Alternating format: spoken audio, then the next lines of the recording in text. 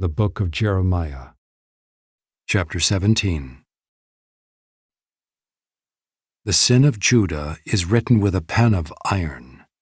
With a point of diamond it is engraved on the tablet of their heart and on the horns of their altars, while their children remember their altars and their Asherim, beside every green tree and on the high hills, on the mountains in the open country. Your wealth and all your treasures I will give for spoil as the price of your high places for sin throughout all your territory. You shall loosen your hand from your heritage that I gave to you, and I will make you serve your enemies in a land that you do not know. For in my anger a fire is kindled that shall burn forever. Thus says the Lord, Cursed is the man who trusts in man and makes flesh his strength, whose heart turns away from the Lord. He is like a shrub in the desert, and shall not see any good come.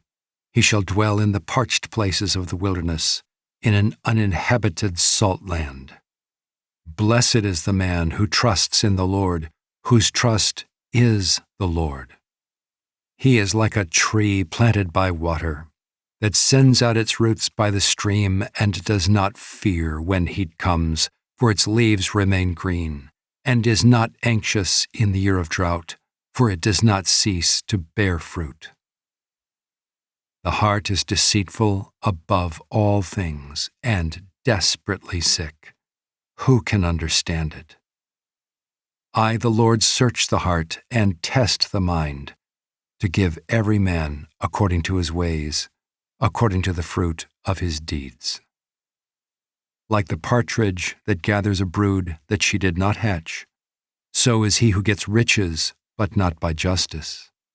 In the midst of his days they will leave him, and at his end he will be a fool. A glorious throne set on high from the beginning is the place of our sanctuary. O Lord, the hope of Israel, all who forsake you shall be put to shame.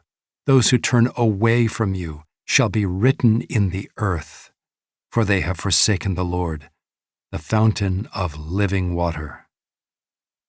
Heal me, O Lord, and I shall be healed. Save me, and I shall be saved, for you are my praise. Behold, they say to me, Where is the word of the Lord? Let it come. I have not run away from being your shepherd, nor have I desired the day of sickness. You know what came out of my lips. It was before your face. Be not a terror to me. You are my refuge in the day of disaster. Let those be put to shame who persecute me, but let me not be put to shame. Let them be dismayed, but let me not be dismayed. Bring upon them the day of disaster. Destroy them with double destruction. Thus said the Lord to me, Go and stand in the people's gate, by which the kings of Judah enter, and by which they go out, and in all the gates of Jerusalem, and say, Hear the word of the Lord, you kings of Judah, and all the inhabitants of Jerusalem who enter by these gates. Thus says the Lord, Take care for the sake of your lives, and do not bear a burden on the Sabbath day, or bring it in by the gates of Jerusalem. And do not carry a burden out of your houses on the Sabbath, or do any work, but keep the Sabbath day holy, as I commanded your fathers. Yet they did not listen or incline their ear, but stiffened their neck, that they might not hear and receive instruction. But if you listen to me, declares the Lord, and bring in no burden by the gates of this city on the Sabbath day, but keep the Sabbath day holy, and do no work on it. Then there shall enter by the gates of this city kings and princes who sit on the throne of David, riding in chariots and on horses, they and their officials, the men of Judah and the inhabitants of Jerusalem. And this city shall be inhabited forever.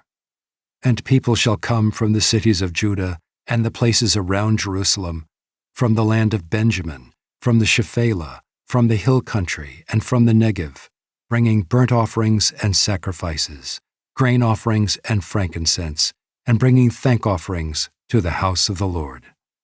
But if you do not listen to me, to keep the Sabbath day holy and not to bear a burden and enter by the gates of Jerusalem on the Sabbath day, then I will kindle a fire in its gates, and it shall devour the palaces of Jerusalem and shall not be quenched.